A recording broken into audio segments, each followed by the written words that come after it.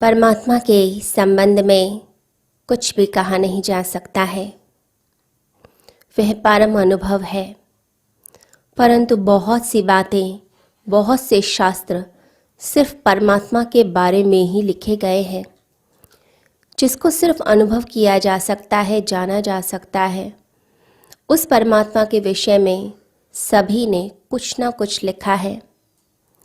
शब्द असमर्थ हो जाते हैं उसका बखान करते करते, परंतु जो सत्य है उसके विषय में कुछ कहा ही नहीं जा सकता। संसार से जो आगे की बात होती है, शब्द के आगे की जो बात होती है, उसे भाषा में नहीं पिरोया जा सकता। परमात्मा सत्य है, शिव है, सुंदर है, इसलिए कहते हैं सत्यम शिवम सुंदरम। ऐसा जो सत्य है, जो परम सुंदर है, उसके विषय में कोई कुछ भी नहीं कह सकता। हम ईश्वर को अपना मित्र कहते हैं, अपना पिता कहते हैं, हम अपना प्रेमी कहते हैं, तरह तरह के संबंध बनाते हैं, परंतु ईश्वर इन सब से भिन्न कुछ अलग ही है और बहुत ज़्यादा है, परंतु हम उसके विषय में नहीं जानते हैं और ना जान पाएंगे। सोचा विचारा जो जाता है, जो कहा जाता है, उससे बहुत आगे है परमात्मा।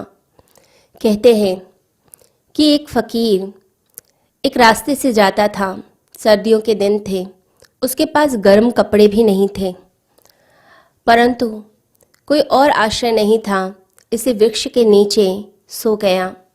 सुबह जब उठता है तो देखता है कि उसके हाथ पैर अकड़ गए हैं, उठा ही नहीं जा रहा। सर्दी के दिनों में वैसे भी हाथ पैर अकड़ जाते हैं और उसने तो गर्म कपड़े भी नहीं पहने हुए थे। अब उसने किसी किताब में पढ़ रखा था कि हाथ पैर अकड़ जाएं तो ये मृत्यु के लक्षण होते हैं। बहुत से लोग यही भूले करते हैं, कुछ किताबों में जो पढ़ लिया उसी को सत्य मानकर बैठ जाते हैं। अब इसने भी सत्य ही मान लिया कि मैं मर गया हूँ। वो आंखें बंद करके लेट गया। मरने वाले के लक्षण तो उसे पता ही थे, बिल्कुल ऐसे ही चुपचाप लेट गया। कुछ लोग रास्ते से जा रहे थे, उन्होंने सोचा ये ऐसे ही मरा हुआ व्यक्ति पड़ा है। उन्होंने अर्थी सजाई, उसको उसमें डाला और लेकर चल पड़े। अब वो अनजान थे, अपरिचित थे उस जगह से, तो सोचा किसी से पूछ लेते हैं मरघट कहाँ पर है, शमशान कहाँ पर है। अब वह इंतज़ार करने लगे कि कोई गांव का व्यक्ति आएगा और हमें बताएगा। अब चौराहे पे जाकर वह बैठ गए, समझ नहीं आ रहा था। एक व्यक्ति ने कहा बाएं चलते हैं, एक ने कहा दाएं चलते हैं, तो कुछ कन्फ्यूजन हो रही थी। उन्होंने सोचा चलो दाएं चलते हैं और कहकर वो चलने लगे। तभी वह जो फ़कीर था, जो मुर्दा बन के लेटा हुआ था, वो अचानक से बोला, क्योंकि उसके मन में ये बात आई कि पता नहीं कब तक ये प्रतीक्षा करेंगे और गांव वाला कोई आएगा या नहीं आएगा। वो तुरंत बोल पड़ा और कहने लगा कि जब मैं ज़िंदा था तब मैं बाईं तरफ जाता था जब मरघट जाना होता था, परंतु अब मैं मर चुका हूँ तो अब मैं बस इतना ही बोल सकता हूँ। जैसा ही उन लोगों ने सुना वो तो घबरा गए और घबरा कर उस अर्थी को फेंक दिया। फ़कीर नीचे गिर पड़ा। तो लोगों ने कहा तुम बड़े अजीब आदमी हो, मरने के बाद भी कोई बोलता है क्या? तो फ़कीर कहने लगा मैं तो कुछ ऐसे ज़िंदा लोगों को भी जानता हूँ कि जो ज़िंदा होकर भी बोलते नहीं हैं। मैं अगर बोल रहा हूँ तो क्या मरा हुआ व्यक्ति बोल नहीं सकता है?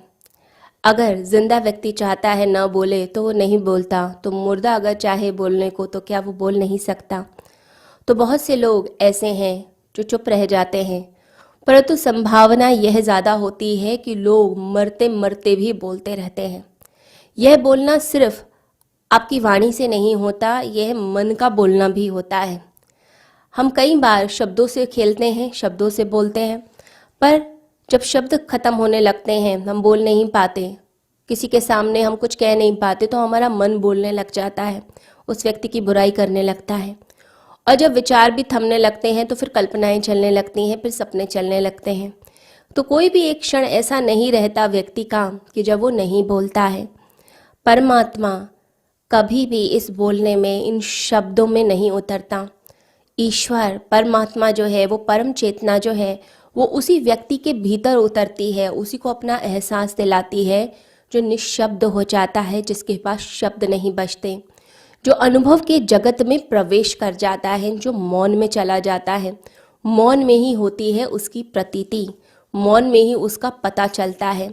गहन चुप्पी, एकदम चुप अवस्था, कुछ भी विचार नहीं, सब कुछ शांत जब हो जाता है, उस अवस्था में परमात्मा का दिव्य प्रकाश उतरता है।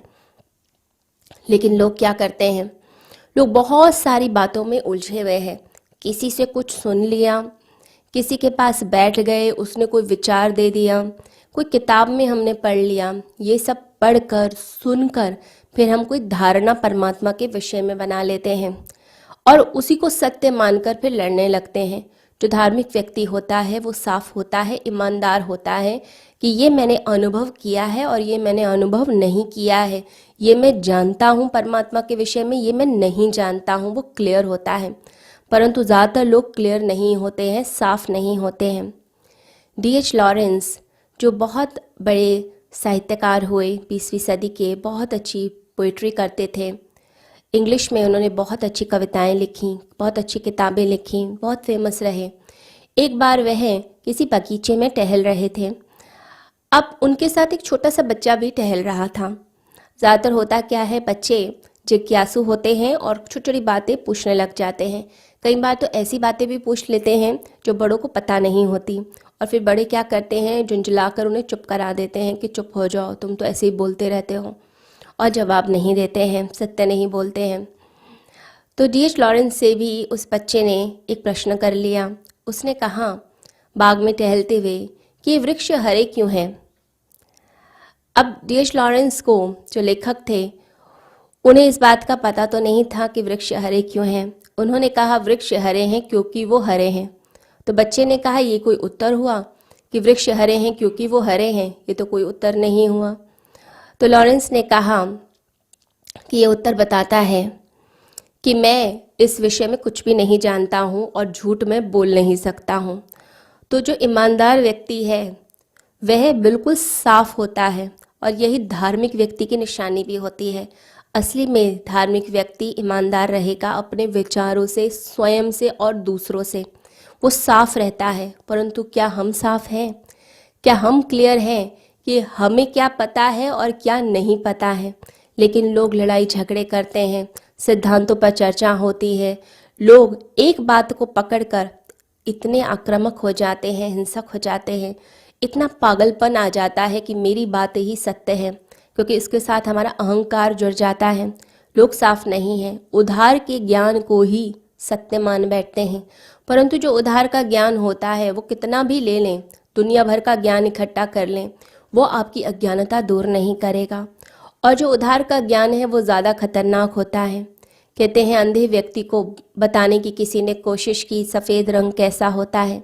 किसी ने एग्जाम्पल बगुले का दिया, उसे समझ नहीं आया, तो एक समझदार व्यक्ति ने अपना हाथ आगे किया और कहा इसे स्पर्श करके देखो। उसने स्पर्श किया तो समझदार व्यक्ति ने कहा कुछ समझ आया? तो अंधा कहने लगा बताइए क्या आप कहना चाहते हैं। तो समझदार व्यक्ति ने कहा कि जैसे मेरा हाथ सुडौल है बिल्कुल ऐसे ही बगुले की गर्दन होती है। तो जो अंधा व्यक्ति था उसने कहा मुझे समझ आ गया, जो सफ़ेद रंग है वो मुड़े हुए हाथ की तरह होता है। तो जो उधार का ज्ञान है वो बिल्कुल ऐसे ही आपको समझाता है। तो क्या करना चाहिए? सबसे पहले तो समझे कि हम अंधे हैं, यानी हमारे में दृष्टि नहीं। दूसरी बात, उधार का ज्ञान उद्धार नहीं कर सकता। तो क्या है मार्ग? मार्ग है निश्शब्द अवस्था, मौन की अवस्था। परंतु मौन की अवस्था में ही परमात्मा कैसे उतरता है? क्योंकि हमारे मन की झील जो है वो बिल्कुल शांत हो जाती है और वो दर्पण बन जाती है। जब वो दर्पण बन जाती है उस दर्पण में परमात्मा का प्रतिबिंब आने लगता है और तभी सत्य की प्रतीति होती है। जो धार्मिक होगा, जो परमात्मा की राह पे चलेगा, वो अपने मन को दर्पण बना लेता है। इसलिए लोग भजन गाते हैं, तोरा मन दर्पण कहलाए। तो मन दर्पण जैसा हो जाए। परंतु क्या ये मन दर्पण जैसा हो सकता है? ये मन दर्पण जैसा होता है योगियों का, भक्त का, जो भक्ति करते हैं, जो प्रार्थना करते हैं, जो ध्यान करते हैं, वो अपने मन को दर्पण बना लेते हैं। और उनके भीतर फिर परमात्मा का प्रकाश उतरता है। और एक बात याद रखिए कि जब तक वो प्रकाश नहीं उतरेगा, वो परमात्मा नहीं उतरेगा, आनंद कभी नहीं आ सकता आपकी ज़िंदगी में। ऐसा कभी नहीं सुना गया कि किसी व्यक्ति को आनंद बिना सत्य की अनुभूति के मिल गया हो। सत्य की अनुभूति के बाद ही आनंद आता है और दुख छटने लगते हैं।